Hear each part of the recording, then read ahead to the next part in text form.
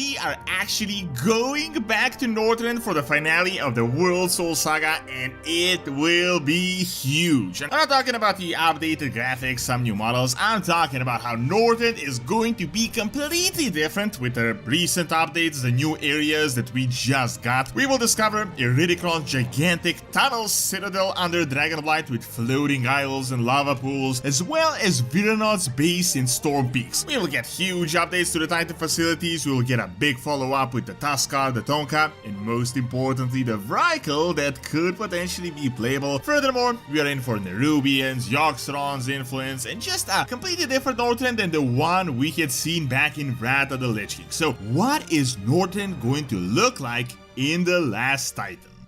If you're watching this video, there's no way you know nothing about Warhammer 40,000, and today I got something super cool to show you. Warhammer 40,000 Tacticus, the perfect game for when you are on the go. Tacticus is the Warhammer 40,000 tactical mobile game set in the grim darkness of the far future. It is actually super fun and perfect to play on your phone. It's this tactical turn-based combat that gets more and more complex, and you really gotta start creating the right strategy in order to go further. It features these beautiful thematic hex battlefields, and you can collect, upgrade over 60 champions. You got fast-paced PvE, competitive PvP, and guild boss battles. Try out the Adeptus Mechanicus faction, the Tech Priests of Mars, as just one of the numerous available factions. So check out Tacticus, join 3.5 million players playing this game, and you can download it completely free with my link in the description, or just scan the QR code on the screen.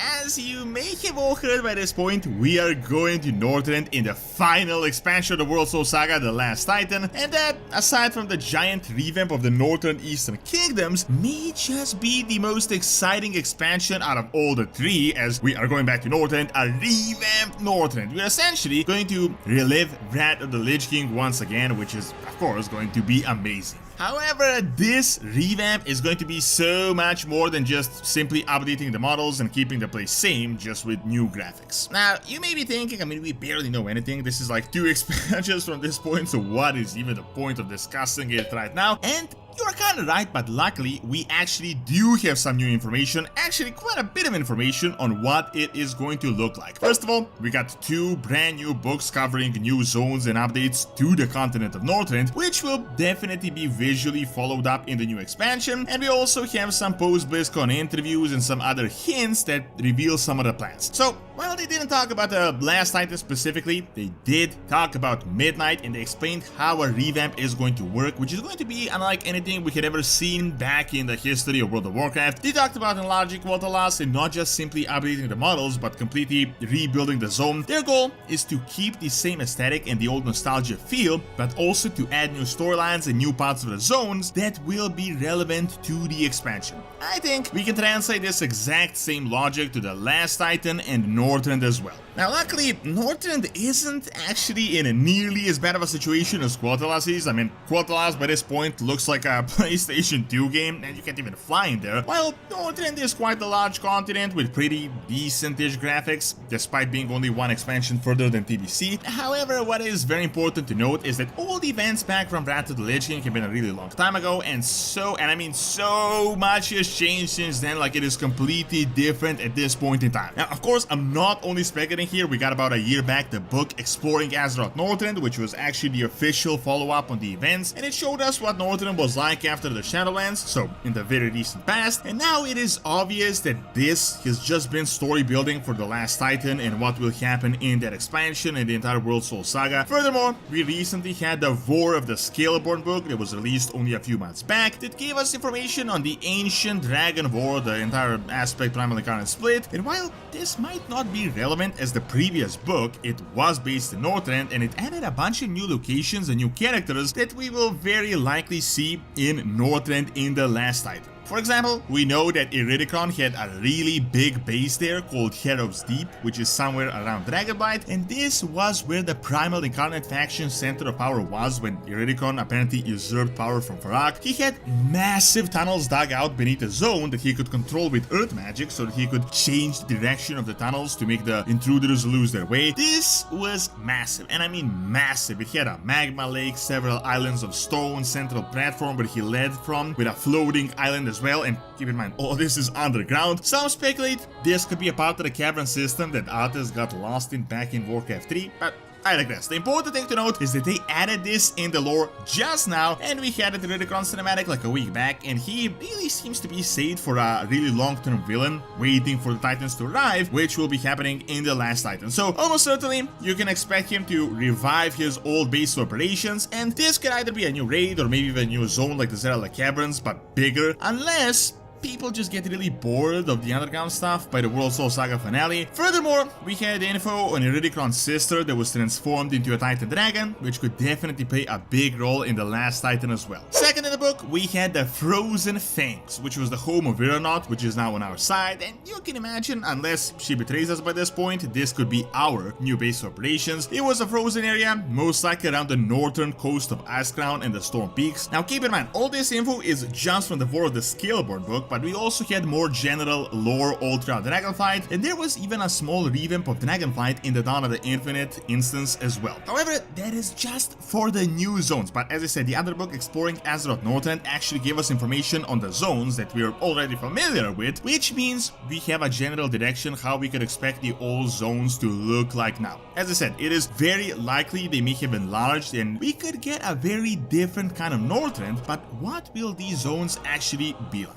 So one of the things that I find very interesting is that the big Titan guy that has been patrolling, that you guys may remember back from Rat, is actually missing. This is not just my speculation, they said this in the book, and all of you that played Rat may remember that this guy was as big as like half of the zone. Apparently, no one has seen him since, and I feel like this may be foreshadowing for him, possibly knowing about the return of the Titans, or even more importantly, he may have accessed some new part of Northrend we had never seen, as where else could a guy this big actually hide so that no one can see him or find him? I think the most natural thing to expect is that we will get a really big update to Stormpeaks and Ulduar in particular, so the Titan areas. You may remember that Ulduar was the main base of the Titans on Azeroth, and I think there are parts of it that we have never heard about. Remember that part of Northrend that had all the machinery that was used by the jailer we also had no idea about? I think under Ulduar we will discover much bigger things and all sorts of different mechanisms. Remember the lore? The Titans built a ton of facilities, but all of them were like these two-way things. They seemingly served one purpose, but at the same time they had another. We had uncovered so many of these facilities all throughout Azeroth. Some were brainwashing lives, some were meant to blow up the entire planet and destroy the entire world apart. I think the Titans, as beings of order, may have predicted that at some point they may have to come here in person as the void corruption gets too bad, which is probably going to happen, and for that they might have built something around the main facilities that we will uncover, and that is why I think a whole zone may be completely revamped as this gets revealed, and this also may be where this guy has been hiding as well. I totally expect some massive monument or some big event permanently reshaping Northrend, something akin to the Sword of Sargeras in Silitus. In fact, it is even possible that Sargeras himself may come, causing some structural changes to the entire continent, but just the arrival of the Pantheon in person may be enough to cause all this stuff. The entire prison mechanism that is obviously hidden in plain sight in the logo may be related to Northrend and what we will see there. However, while the last Titan will obviously be about the Titans and everything, we still have a ton of unrelated parts of Northrend that are going to get updated that might even be more exciting. Personally, I find this part the most exciting, as we are going to get updates and we are going to reunite with a lot of the old iconic characters and races. So first of all, with the dragon craziness we got this year and the books and all this info and Iridikron, you can expect big changes to Dragonblight in particular and pretty much all the other zones in Northrend, as dragons have been an instrumental part of the entire continent. Then we should get big updates to the Scourge and the ultimate finale of the Lich King storyline. We know the Lich King is obviously no more, the Scourge has been shattered, but who really knows what happened? It is kind of a bit of a loose end at this point. Maybe rogue lieutenants took over and formed a new Scourge faction and they will be our enemies, or a part of the Scourge may join us akin to the Death Knights, so it can really go either way. Next down the line is we're getting the Troll Heritage, we're playing the Zandalari, the Amani should be relevant in Midnight. I could totally see a whole patch being dedicated to Zuldrak and the Ice Trolls. You might remember these guys, they had an entire zone back in the day and a massive kingdom that was destroyed by the Scourge that we played through. With most of the trolls being friendly now, I can see this kingdom being rebuilt, Ice Trolls becoming a customization we could play as, and Zuldrak being one of our bases of operations, seeing it is so close to the entire Titan side of things in Northrend.